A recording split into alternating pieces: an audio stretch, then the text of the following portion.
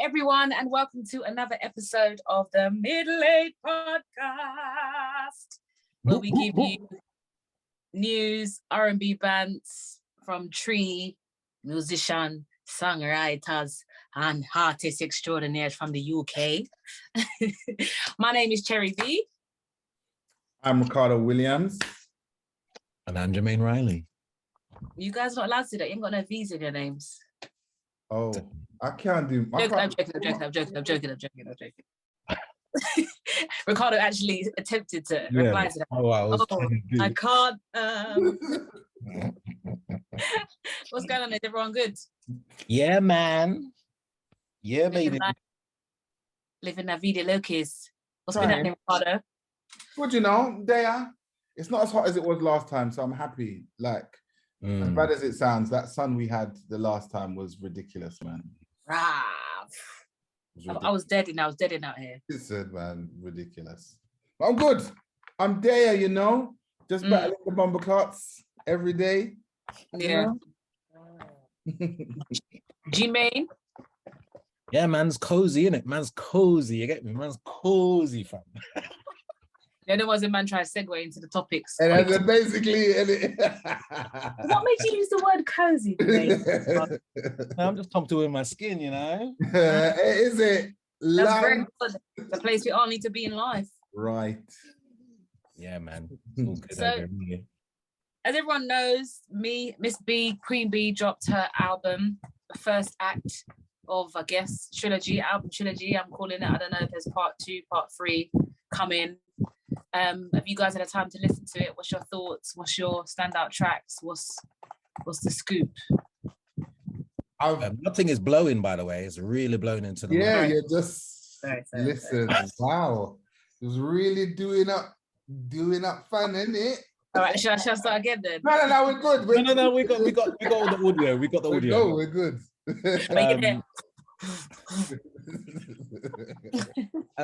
Yeah, Ricardo, go ahead, man. So before we jump into it, did it leak? Did someone leak it?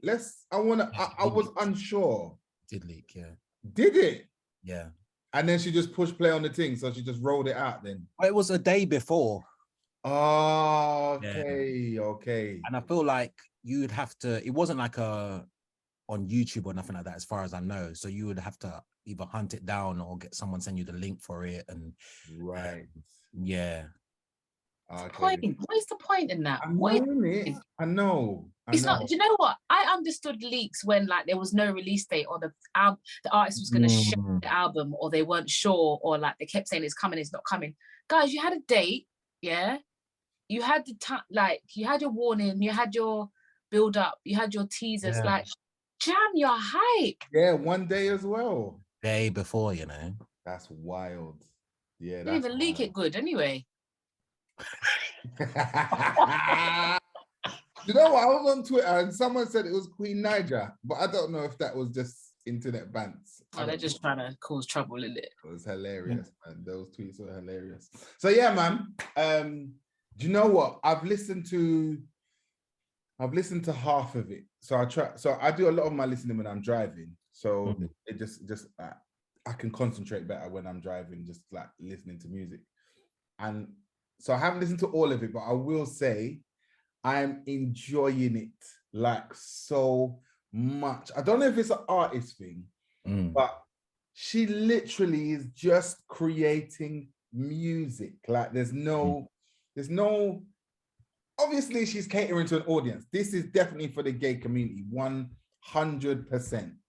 But she's still creating like freely. Like there's no, I'm trying to do this trap thing. I'm trying to do what this wave is going on, so I'm jumping on this wave. She's literally like creating, and she is singing. Singing again. Beyonce came to me like, "What? Do you know who I am? Do you know who I am?" Like there's stuff that I didn't even know she was capable of doing. That is it Plastic Off the Sofa? Oh my days. Beautiful. She's singing scales like she's playing saxophone, fam. Yeah. It's so nicely done. It's so nicely done. Oh man, it's, you know what, it's so refreshing to hear someone comfortable in who they are, express without any sort of limitation or expectation. That's what I'm getting. I'm getting that feeling from it. And so I'm enjoying listening to the songs. And then the transitions as well. I think it's so sick, man. It's like art. You're listening to art, man. Yeah. It's just so nice. It's so nice to see, especially when you just get tracks left, right, and center nowadays. People just throwing out music like every 10 seconds. And some of it's a vibe, but a lot of it's not really thought out. A lot of it's just, this is what we're doing, guys. Like, this is the sound. So everyone's going to do that for the next 6 months. You know what I mean? Yeah. It just feels good that you're hearing something that's just authentic, man. So I'm halfway through. I'm going to try and listen to the other half like this week, but I'm enjoying it. To be fair, what I've done is I've stayed halfway through. So about 3 days I've had a chance to listen to it, but I've gone right back to the beginning every time to listen to, like, it's nice, man. I'm enjoying it. I am genuinely enjoying it. Yeah, man. Cherry, what's your thoughts? You go, man. You go. I'm literally just so inspired because I love an album in it. Like, I love an album. I love a concise, cohesive project where I understand what the point is. Everything goes together. I don't like projects where it's just like songs for the sake of you any random song from anything, like, just put together and you call it an album just to give your people. Like, I love a concept. I love a rollout, you know. I just love a campaign. I just love the whole presentation of it all, that process. So with this project, obviously she ain't had an album out in 6 years. Been that long?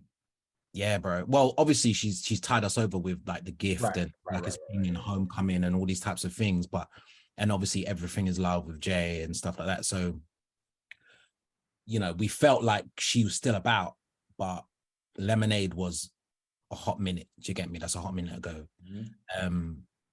For me personally, it's the album as a body of work is top 3 for me. I'm not going to say what the other albums are, right, because the internet is too sensitive. But I absolutely love this project, and I haven't skipped anything. Usually when a single is released, I skip the single, so I'm like, I've rinsed it, blah, blah, blah. But because the album's so concise sonically, it's let Break My Soul do its thing. There's a couple songs on there which I feel towards the end make it feel longer than it needed to be, but I'm not mad. Do you get me? Like, I can still, like, I'm not like, oh, skip. Do you get me? Like, I'll still let it ride. I just love it. Obviously, gay time in it. Like, it's I'm into the RuPaul Drag Race. I'm into the whole ballroom stuff. I'm a huge fan of Pose and stuff like that. So to hear those elements coming through her music and her, like you said, singing again, like really reminding the children like what time it is. Yeah, man, I'm not sure whether she's gonna obviously have, you know, rent like another set of 16. But my boyfriend was like, the act 2 might be the videos. Oh, okay. Do you get me? That makes sense. And then act 3 is the tour. Yeah. Which would make it so she's not over rinsing out music. Do you get me? Yeah. Because when is act 2 coming, if that's the case? Do you get me? If it took her 6 years to give us this. But we obviously don't know how much music she's recorded. But yeah, as a body of work, it's one of my favorite albums from her. Oh, good. What are you saying? Ooh.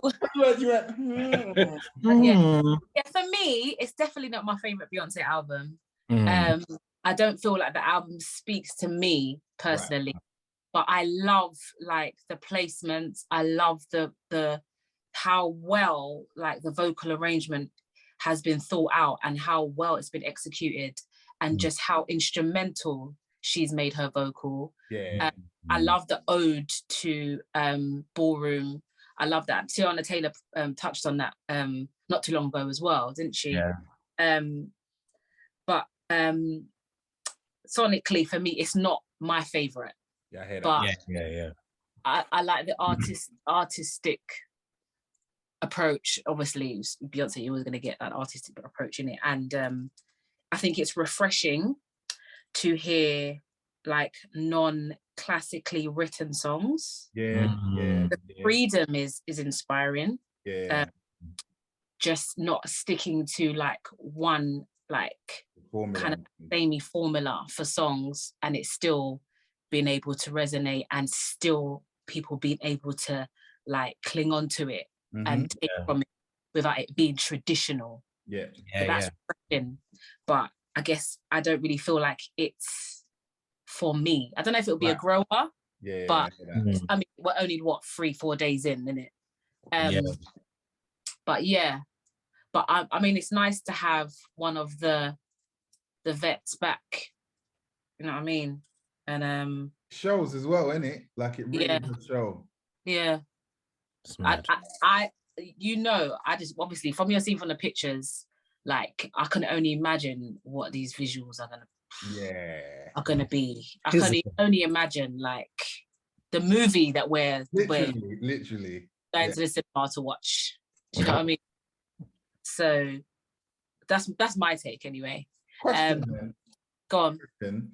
Do you think if anybody else did this, the reception would be the same? Like, nope. Is some of it because it's Beyonce? Nope. 100%. And there's some people, that's how it is though, isn't it? I think some people, it's like, it's, sorry, Jermaine, to cut you, but it's like, it's in execution, isn't it? It's in growth. It's in comparison to everything else that's come before. It's a journey. Right. Somebody else come and done that now, it probably wouldn't even make sense because of their journey and because of where their journey affords them to go next. Because she's lashed everything, like she can just, I'm doing this now, innit? I'm speaking to this demographic now. I'm speaking to this part of me now. I'm going back into whatever influences from 70s, what I grew up with. You know what I mean? Like, she can do that. Not everybody can do that. Right. Yeah. And the thing is, we ain't seen one performance. We ain't seen one video yet. Yeah. This is what the album's doing already, right? Yeah. So my thing is, I remember when Girls Who Run the World came out and it wasn't really hitting. Do you get me? Like, people were like, what's this, bruv? But she hasn't let go of the fact that that song is important. And now if you say Who Run the World, everyone's going to say Girls. We know it like it was a hit. Do you get me? She's done it. She hasn't let it go. She hasn't let it slip out of the tour lineup. Like she done I remember when she done the Billboard Awards and she performed it for the first time and it was a shutdown. But it's like to a song that we wasn't really feeling. Her ability to transform things with visuals and performance. Watch when she starts touring these songs, bruv. It's an absolute madness. True. She ain't dropped a video. The album's gone #1 all over the world and she ain't even released a video for it. Yeah. I think we're used to, you know, obviously she's given us first of all, B-Day was a visual album, which people to this day overlook. She done a video for every single song. But it's only because of how she presented the self-titled album that we were lashed and, oh my gosh, it's the first album with every song. But she had done that already. But she said, all right, I'm going to have to approach this differently for you guys to understand what I'm doing now. She had to package it differently, innit? Yeah. And she dropped that surprise album element of it all was the Gasman. Do you get me? And Lemonade was, you know, after Elevator and all that types of things. So she's attacked this from all different angles and she's done the personal album. She's done the hip hop approach with Jay. With that album, she's taken us to Africa and all the rest of it. And now it's just like, what haven't I done? I've literally worked with Shakira, Megan Thee Stallion, like everyone, innit? I've given them all the different sides of, and like the first 3 albums, Sasha Fierce, like up until Sasha Fierce or whatever, have been catering to like, I'm trying to get these #1s. I'm trying to get these Grammys. Yeah. And now it's like, I've got more Grammys than everyone, so I don't need to worry about that no more. I've done all the different angles of this thing. So what's left for me to do, for me to be entertained and me to feel like I'm exercising artistic creativity? Because me doing a regular or like you know, traditionally structured R&B song or whatever, it's not beneath me, but like it's not showing growth. And I feel like what she's done, especially with the little tidbits like, you know, 6-inch heels and stuff like this, she's feeding us with this sound and like Haunted and stuff like that. Do you get me? Like she's been like, I want to grow, I want to expand to this place. And obviously she gave us the gift stuff, which makes all the Afrobeat stuff on this album make sense. We feel like it naturally, she's got that. Do you get me? We know what type of element she's gonna do live performance wise. So it's like she has naturally grown to this place where it's like, this makes sense. And I feel like all the greats, the Princes, the Michael Jacksons, like Michael Jackson was from the beginning to the end was 2 different sounds. Yeah.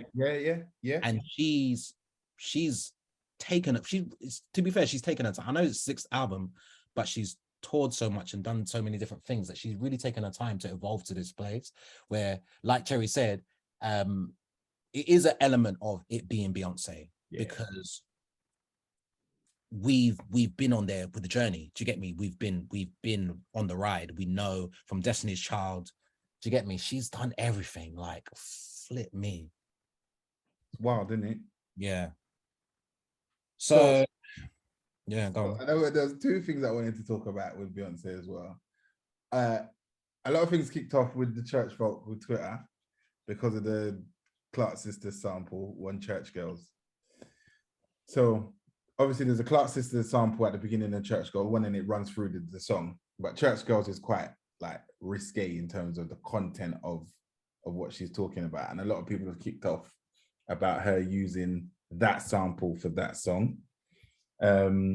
My thing I was asking on Twitter was, well, who owns the Clark Sisters catalog? And everyone's come back and said, well, it's them.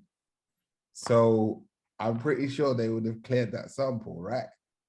Like, right? The thing is, it's techie, innit? Because samples can be cleared, I guess, without you knowing the full content of the song, no? I don't know for sure. But Twinkie sat, you know, see the video. I saw that. Yeah, I saw that. So yeah. She's obviously got the blessing of the thing. I'm not sure if Twinkie heard that she's talking about dropping it low and that. But there's a certain element, there's a certain, listen, if we're honest, if we're being honest, let's be honest today. If we're being honest, right, there's a certain element, even if it's gospel, that there's a certain reverence for huge, successful things outside of the gospel element, which make people bend. Do you get me? So, right. I hear you. Yeah. Go on, Cherry, go on. And also, I'm sorry, but let's take it all the way back to the drawing board, yeah? Right. Beyonce's talking about dropping it low, but she's a married woman, so what? Right. Yeah, she's in the confines of marriage. She's not living in sin.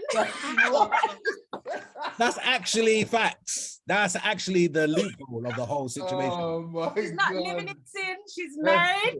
She has children. Everybody knows that she gets her children with her husband. Yeah, everything is okay. Right, she can drop it low for her husband if she wants to, innit? God approves.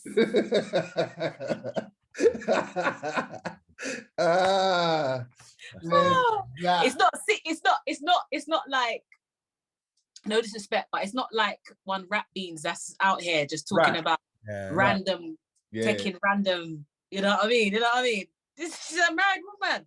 It's okay, man. It's okay. That's why they approved it. Twitter needs to allow it, man. Twitter really needs to allow it. Twitter likes to war, you know. Twitter likes to war. Listen, there's been a few wars waged against Beyonce in this whole thing. Obviously, I didn't even know about that one, but obviously you guys saw the Kelis rant. Yeah. Mm-hmm. Yeah. Wait, before we dive into that, have you heard about the Spaz one? Yep. With Beyonce on Heated, she says spazzing on and spazzing something at the end. Obviously, she's doing the commentating, the ballroom type commentary at the end. Yeah. There's spazzing it. And like Lizzo, she's obviously getting the backlash from using that word because people see it as an ableist slur. It's mad though, if from an American point of view, that word means something else. Yeah, and you use it, and people are still ignorant to the fact that, well, actually, like, you're not saying it in that way. Like, language is, as long as you can explain it. The Lizzo thing tripped me, you know. At first, my initial thing, because it has no, it's not leaning into this slur side of it at all. Initially with the Lizzo thing, I thought, they're reaching, right? But I had to obviously turn the tables and think, if someone felt comfortable enough to use the N-word in something, regardless of what their meaning was, I'd be like, no, you're gonna have to take it out. Do you get me? So I hear that. I just have to put myself in the shoes of people who potentially could be affected. Yeah. So, like, and obviously, thank God, in this day and age, you can re-record, re-upload the thing. Do you get me? And the streams can just be replaced. You've got the serial number, all them thing there. So not gonna hurt. And let's keep it raw. Even if you didn't, it's Beyonce, so she can there's that part. Obviously, she's released, you know, the physical albums to the people who've bought the whole, like, right. My boyfriend has bought the whole thing with the CD poster, blah blah blah. So yeah, got that on file. That she didn't say it, but streaming wise, obviously, I didn't know about the Is he have to send it back? Is he gonna have to send it back? Definitely not sending it back. Not for free, anyway. I didn't know about the spaz thing. That's new. I didn't know that. I missed that one.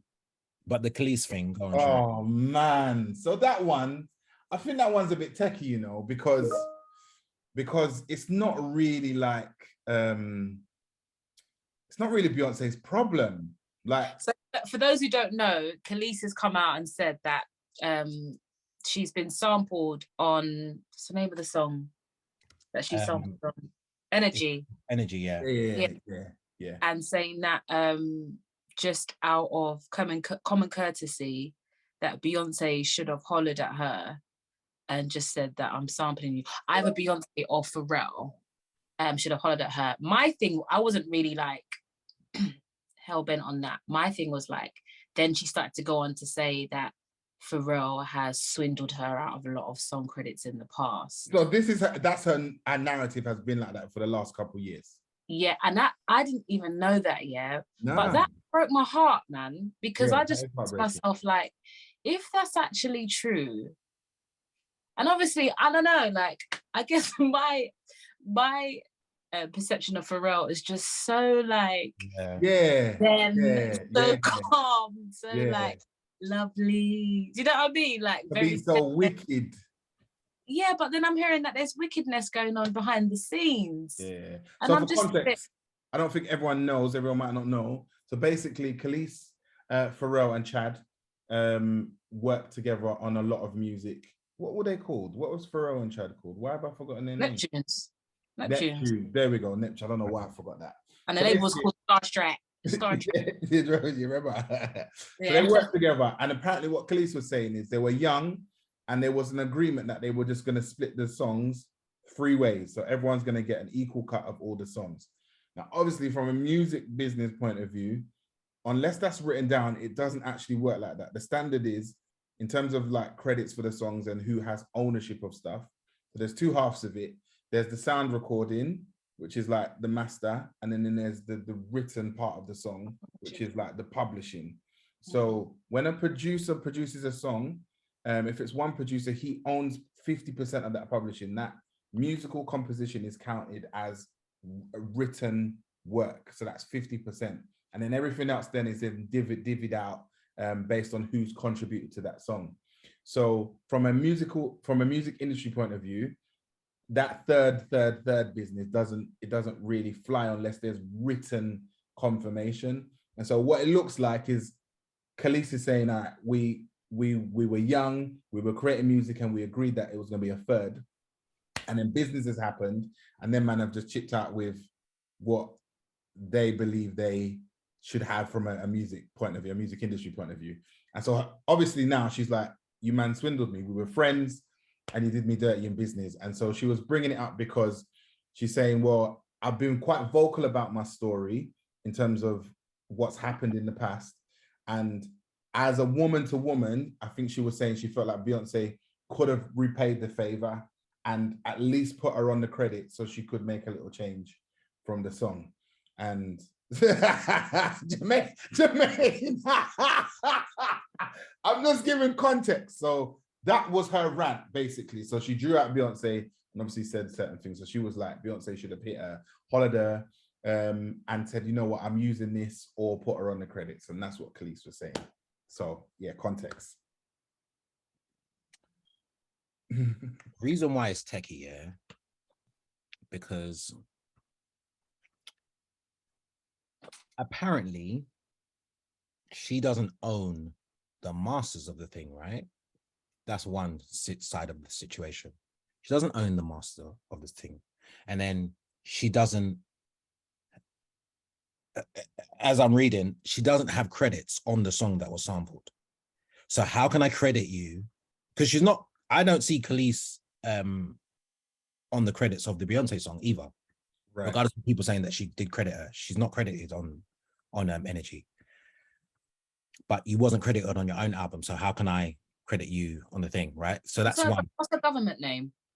Kelis something, but so she's definitely not in there. Okay.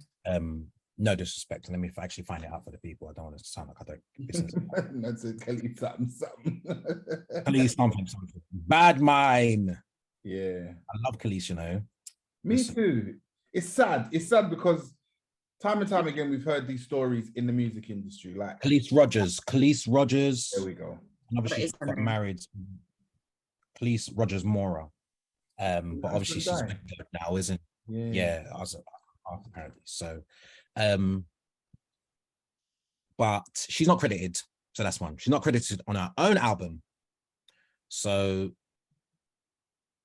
if I'm an artist and I need to go and I'm in the midst of my album, like, and this is not like I'm playing devil's advocate because I'm a advocate, also an advocate for getting the rights to things. Do you get me? Like, you've done the work and all the rest of it. So the whole Pharrell and them lot swindling out of the writing, that's a past issue that, like you said, is not Beyonce's business. She doesn't need the whole rigmarole. I just wanted, or maybe, hey, listen, there's so many angles to this thing. First of all, you come to the studio, producers produce up the thing. He's chosen to sample the drum pattern, nothing to do with the actual written song itself. So me finishing my song, it's going to mastering, blah, blah, blah, blah. Everything's being printed up. I'm going to you. I need to go to the person so I don't get no ag later on down the line who officially owns the thing. Do you get me? Right. If she doesn't have ownership of the situation, that's right. Me going to you is like someone coming to me. I didn't write Playground. If someone wants to sample Playground as a fundamental song, right, regardless of how synonymous it is with fundamental and my voice and our voices, I don't have no stake in the thing. It might like, and that's just the industry. Right. I don't own that song like that. I don't have the masters. That's it. I didn't write the song. So if it gets sampled now, all I can be is like, if they use my vocal, then it's like, oh, give me some royalty. You get me? It's a different story. Yeah. You didn't use my vocal. If I hear boo, boo, boo, if I hear that on a thing, like, what am I gonna do? There's nothing I can do. I didn't produce it either. So, artists, if someone, artists don't need to come to me. Imagine me coming on Twitter and be like, nah, I feel disrespected by Gigs. Gigs used Playground, didn't come to me. He knows I've been out here. Whatever, bro. Like, that's what people would say to me. Yeah, it's fact. So I think it's very muddy. I think Kelis is taking it very personal when it definitely isn't that.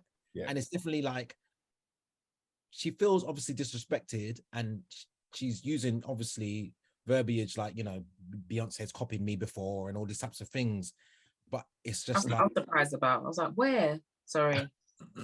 And I know, get me wrong, I love Kelis, but I was like, where? Because I don't know about that one. There's the receipts on that one. But do you know what I think it is? It's almost like agoraphobia, isn't it? It's like the fear of being forgotten, ignored. Yeah. And it's about, I was part of that. It's we all have it. We all have one, and it's just a different type of ego in it. It's just like, I was involved in that process. I want to shout out. That's all that is, I feel like. It's just like, I want to be acknowledged. I want, like, even Pharrell to call me and be like, oh, do you know what? Beast just sampled da-da-da-da-da, you know? Even just to have a conversation about it. Because I think she must know legally that she has no... Oh, right. Yeah, that's right. But I think it's just the thing of like, it's gone to that point where we created a whole sound, we created my debut album, sophomore, all that stuff together. And you man couldn't even hold at me and just say like, oh, do you know what? That's dope, innit? How you been though? Yeah, right. Do you know what I mean? I'm more mad at Pharrell than, Yeah, I think it's more that, but I feel like she's just lashing out because she's feeling like, do you not know that's part of my legacy, and you wouldn't have that sample if it wasn't for me and Pharrell and Chad coming together. And it's an ego thing, and I feel like it's like a very sensitive thing as well. It is. And it's also if she did get swindled and she did help do certain things on that song and she didn't get credit from back in the day, then it's just going to bring up old stuff. She's going to be like, wow, so this thing is really kicking off, and because I haven't had justice for this for the first album, I know I could be making P now, and I'm not. Do you get me? Because off that, because she's still making P, but just off that. Off of, you know, I should be credited. I should have been credited. Yeah. But she's obviously accepted that she wasn't credited from the first album, but obviously this has come up and it's kind of maybe raised because she's going in, you know, she's calling Chad spineless, said Pharrell didn't write a song. Yes. I saw that. That was deep. That was deep. And she was I must admit, I did cackle when she said, I'd be happy too if I was swindling people out of all my publishers. So, because she laughed, that I laughed. Okay. But I must say, sidebar, footnote, she looks so crisp. Yeah, she does, isn't it? She does. Like fresh. Yeah. Like she could shoot that video again. Yeah. For I hate you so much right now, and I would not know the difference. Yeah. Would not know hair, skin, glow. Like, and she's still got that young energy. Like, man, I don't give a fuck. Y'all just fucking cheat. I don't give a fuck. Like the way she talks. And it's you know what's so deep about this whole thing as well is like, we could argue about the credits of this, that, and the other from Kaleidoscope album, but those three people were so instrumental in bringing about a sound that was so innovative. Like Pharrell couldn't have done it with another artist. Kelis couldn't have done it with another producer. Like it was such a marriage of, whether it's a three-way marriage or just between two people. Like it was such a marriage of such a unique compartments put together that made that classic. And it's just such a shame that it just can't just be man. Like we all equally added to make this masterpiece. Can it just be fair and square? And she said that her and Pharrell had the same manager. She still got swindled. That's wild. It's wild when you break it down like that. Jesus, man. It's wickedness. It is, man. Even back in the day, can you imagine how difficult it was for a female back then? Wild. And you know, like if anything, perception is anything, and like her character just being like really fun loving along for the ride. Yeah, this is it. Like, you know what I mean, just thinking, oh, everything's cool. Like, this is lit. We're doing our thing. Lord have mercy. Do you know what? It just highlights all the wickedness, just all the wickedness that's out there in the world. Wickedness with Kelis, wickedness with Neo, wickedness with everybody. Neo, listen, Neo's a bomber clap, man. 100%. Like, I just don't understand. I saw the statement where his wife put up, basically saying that she's leaving him and she's had it. I'm not even laughing on people's situation. Sorry. Jermaine's face. That she's had enough and all of that.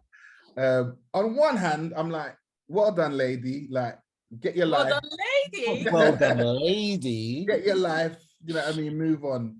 But she knew what she was doing when she married him. Like, he's been out here. He's toxic. Like she knew. So I'm like, all right, some of this is on you. Some of this is on you, lady. Always know.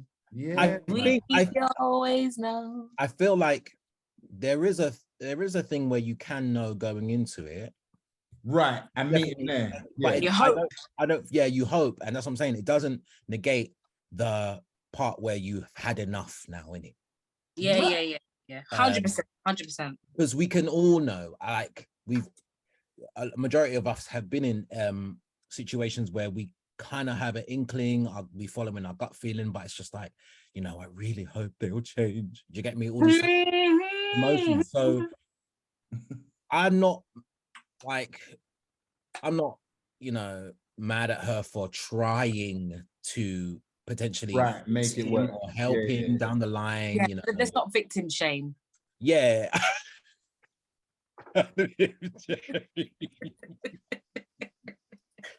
This world now, boy. Yeah, let's not, you know, she's just had enough, and fair enough, you know, and she wanted to be vocal about it, you know, she said what he was doing out here.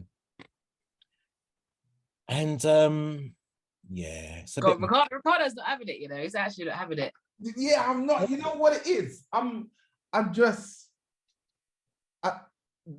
feel like social media is a disease. Like, what does she gain?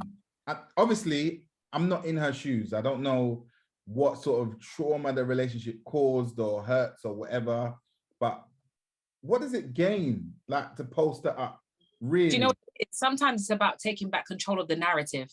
Because what happens sometimes is like, yeah, and the thing is, the fact of the matter is, we need to understand that we can never control the narrative, really, truly, because the people in this world, some of the comments I see under these posts and blog posts and stuff, people in this world are tapped. They're tapped.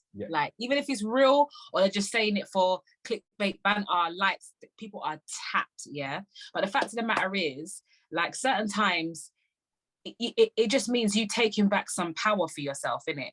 Because of the position that she's in, and I don't know much about what she does from a business point of view or whatever, but because of the business position that she's in, like, you're gonna see this person act like not butter don't melt in their mouth, and they're running up and down whether they're gonna get married again or whatever, without you telling your side of the story. So it's almost like, I just want to let you guys know one thing, yeah? I get that. Cutting out of this joint, but this is why. So I need to defend myself. I hear that. All right, then, I hear that. But we all know Neil's a bumper clock, so no one's going to be looking at you sideways. Yeah, but I never expected that. Listen. From the time, like, a couple of weeks ago, when Neil had the audacity to say that he was going to sign Lucky Day, like, I knew that he's fully gone. Like, it's the best thing. Lucky Day, I'm glad that he was in my man's bed with the girl. That's the best thing that he did for his career. Because if Neil would have signed him, we would never have seen Lucky Day. We'd never got the Lucky Day that we got now. No. And then let's not even talk about what Neil was running in lockdown. He's a bumper clock. Like, what was he doing in lockdown? You don't remember, Jermaine? Trying to swindle artists to get on the mixtape, remember? Oh, yes. Sorry. It's just, the list is just so long of him. That's what I'm saying. This is what I'm saying. So it's like, I get the whole, you know what, I'm taking back my power and this is the narrative. But we already know he's a jerk. Like, yeah, but I mean, it's different, innit? That's business. This is relationship. Yeah, I hear that. Like, his wife is not going to be concerned about what we think about him not signing Lucky Day or not. Right. His wife is concerned with their 3 children, her health. Yeah. Let's not even forget that part. Right. And also just see a man swan off into the sunset while you've been out here frolicking with harlots. It's wild, man. Why even get married? Like, why get married? If you know I never understood that. Like, as a guy, like, we have choices. Like, because they want the comfort. They want the comfort of the home, bruv. They can eat it. They want the comfort of the home. They want to go out on the road, ramp up and down, with all the harlots and the Jezebels, and the concubines, and then they want to come back to the food cook. Do you want a food, yeah? And they want a high heels and the lights into what Love Island and all the concerts, yeah? And then them can go about on business again. They want a little reset and a refill, and then they want to go back home, outer road, sorry. Yeah, that's wild, man. It's wild. Yeah, it's real, man. It's real. I mean, hey, more, I hope they figure it out.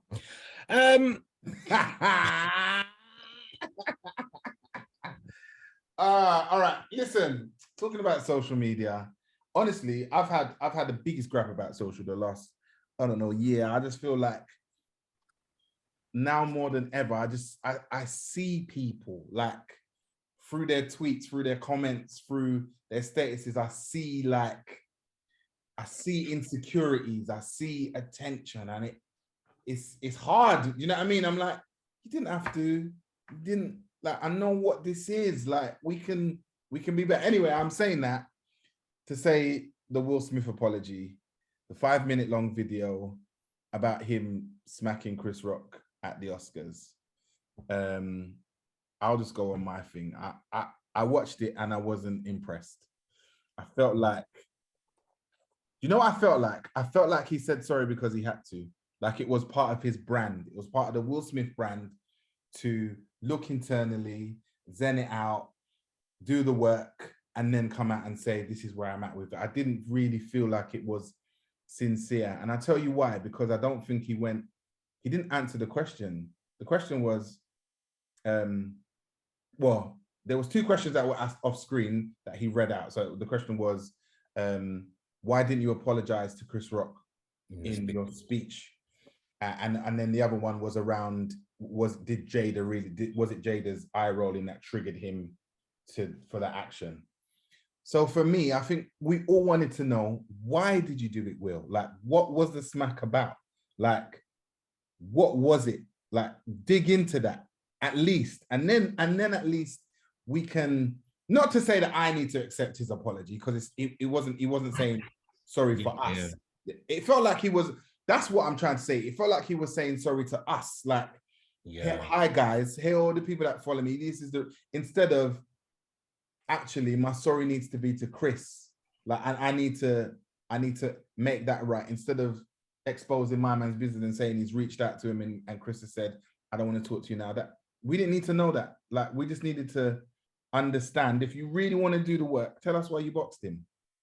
Why did you get out of your seat, walk down the aisle and box him in his face? Like, it's different if a man's next to you and you get a little rage and your hand just slip up and you box someone. You get up out of your seat. It's like what Little Mama's like. I know this is completely different. It's like Little Mama when she got up on the award show. She got up from the back of the things, stood up, walked down the aisle, walked up the stairs, got on the stage, and stood with Jay-Z and Alicia Keys. Mad. All of that point, your mind is telling you, all right, this is what's happening. Am I going to do it? And I just feel like he had time to change his mind at that point, and he hasn't explained why he boxed the man. Was it because he felt disrespected? Was it because, you know what I mean? I just thought it was just disingenuous. I didn't really feel like it was real. It was just another social media thing. I feel like we know why he boxed him, right? Because he just had enough of being the butt of the joke, right? Of their family taking hits and this, that, whatever. And there was a section of it where he did say, you know, we ain't even got time to go into the layers and peel back all the layers, because I've done that with my therapist and it was long, innit? So I think he just wanted to, I think internally, like we know from his book and from him, you know, his little documentary segments and stuff like that, and from the, what's it called?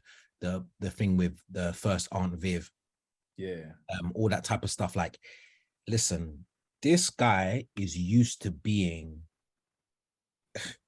damn near president of the United States. You get me? Like, he cannot handle being the villain.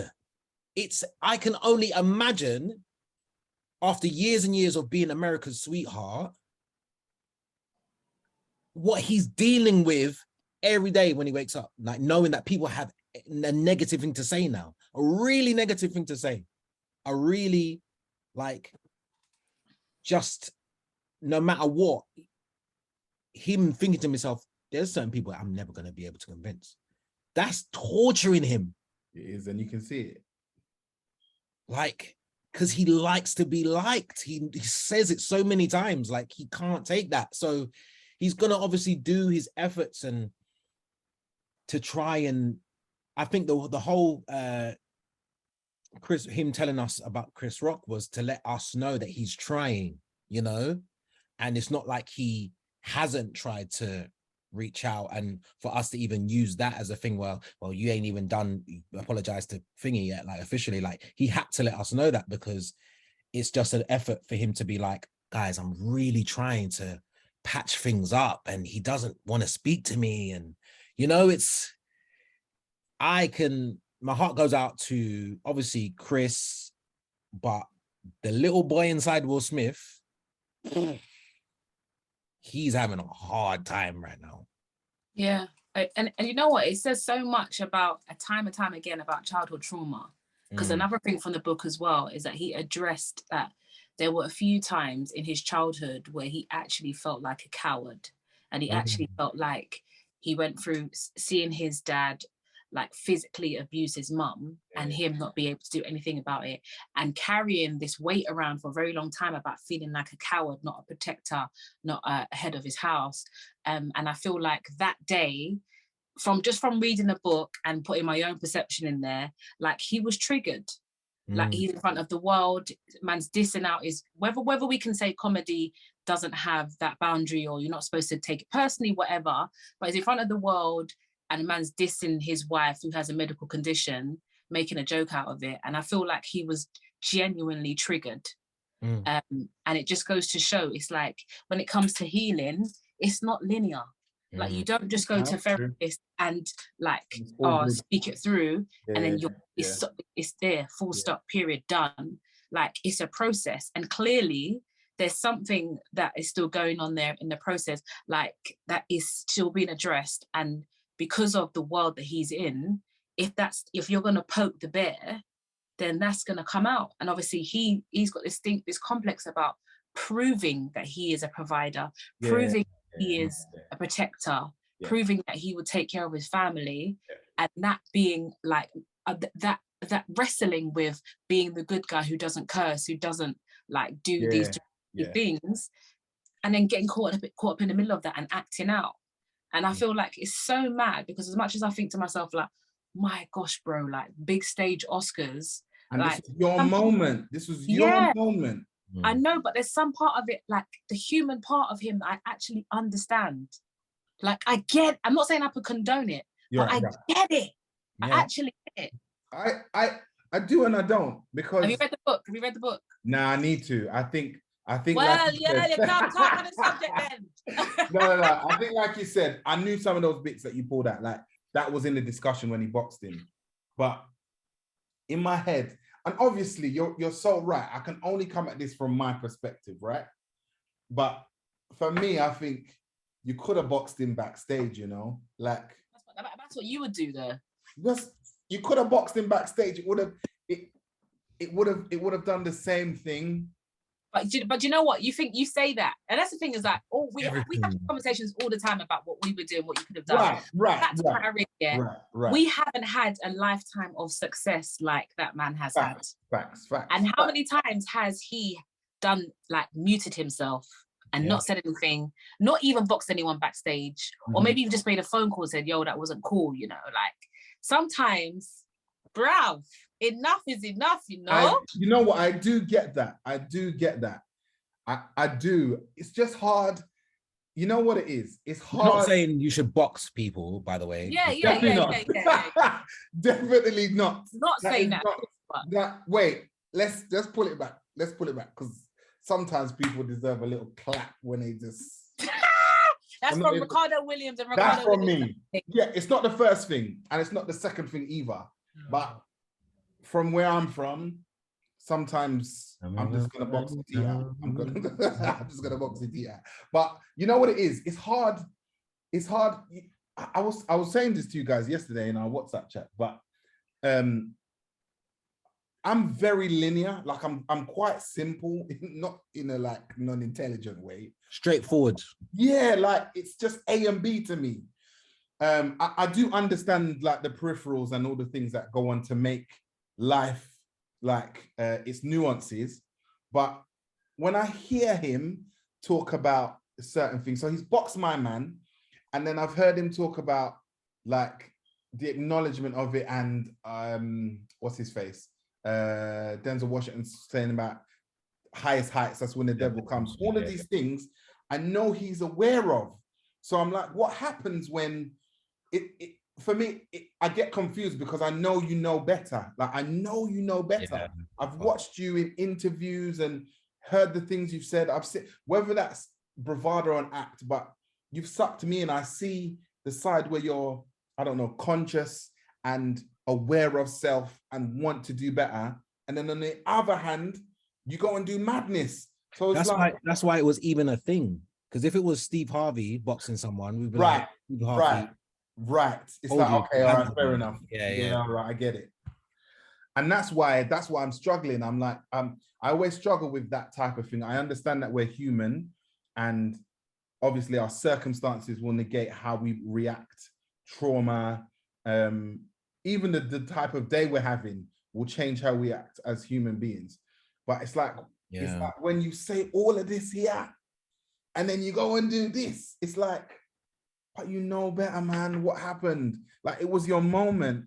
And you're right, I'm saying it from a place of, I don't know success like he knows it or has lived through it. But I'm like, that's the moment. That was your moment. Like, that was your moment. You've been working towards this grand moment. You've been here so many times. You've deserved it so many more times. But this is your moment. You're going to get the biggest award of your life now, bro. And this is how you choose to behave.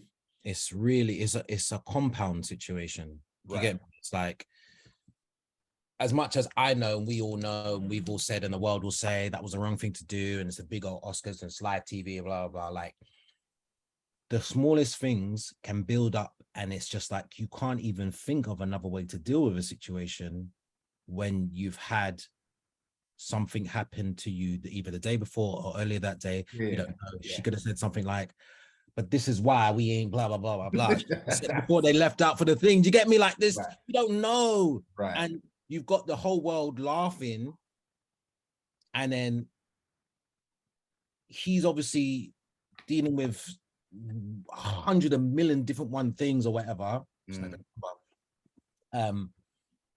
But like, we don't know what's been said to him backstage, what type of ag he's dealing with, industry-wise or at the Oscars or whatever, and he has to always laugh and smile and be happy-go-lucky Will Smith. And then it's just that one thing that's just like, because I know if I buck my toe in the morning, I'm late for the train, and then someone ain't giving me the right thing when I've ordered it, whatever, and then someone bumps into me, it's a different Jermaine you're going to deal with, rather than the, oh, sorry. Do you get me? It's going to be a different reaction because I'm done by that point. So I just feel like, as much as we laugh and it's been years of, putting a microscope onto their family and saying they're this, that, whatever, she's sleeping with this guy, the August Alsina stuff, entrapments or entanglements or whatever it's called. Rumors about him sexually. He's released his book, and as far as he's concerned, these are big major things, isn't it? Like, he's just done a major movie, but he's just like, why is this dark cloud over my thing? And someone's trying to bring this dark cloud, and it's just, I feel like it was just a culmination of so many different things why he just saw red, and there's nothing that it happened how it happened, and it was not going to happen any other way. I hear that. I do hear that. I still don't get it, but I understand it.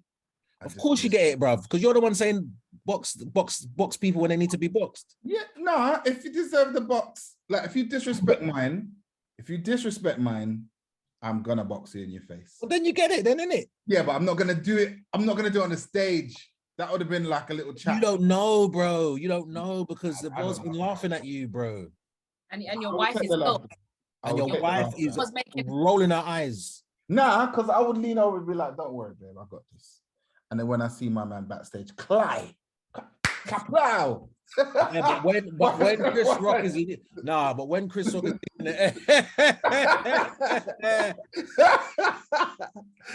nah. he might have actually not wanted to box him, but that hands behind the back leaning in. When man's doing that to you and you're walking to the stage, bro, nah, we don't know. He could have went up to say, listen, y'all need a, he could have done that. But that laughing, man's laughing and everyone's laughing at the same time. And you're thinking, something's bubbling. Something's bubbling. Do you get me? Like, keep my wife's name out your mouth. Listen. I get it though. I do get it. But yeah. I'm glad he did it. I just felt like, oh no, it wasn't for me. I just felt like there was just missing parts of that apology. If it was it enough? Not for me. That's not for me to say though. That's really for but Chris. it's to Chris, isn't it? That's who Yeah, is needs to put, and my man ain't picking up the phone. So what's he going to do? Yeah, I'm picking up the phone after you just boxed me on the worst stage.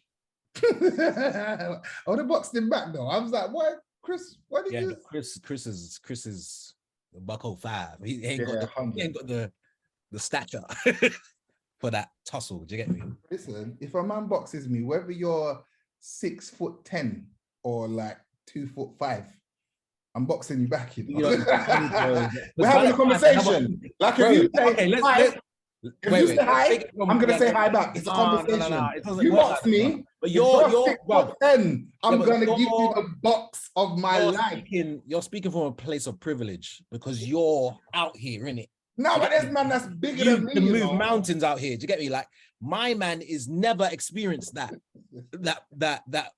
confidence. Do you get me? In terms of moving 6 foot whatever, Will Smith. So you just got boxed by Muhammad Ali, right? He's been skilled. He's done how much action movies, right? You don't know what other skills my man can use on you, yeah? And listen, if you get flipped, it's one thing getting boxed, yeah? But being fling bout on the Oscars, jumped on him and it was an absolute shutdown, bro. I don't know if it's the Jamaican in me, but you see what? If you box me, I promise you I'm gonna box you back. I don't know what's gonna happen next. Here's the thing, I don't know what's gonna happen next. I don't know. But just know.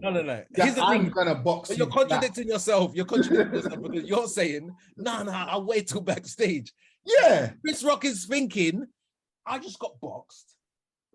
All these white people are looking at me. I said white people.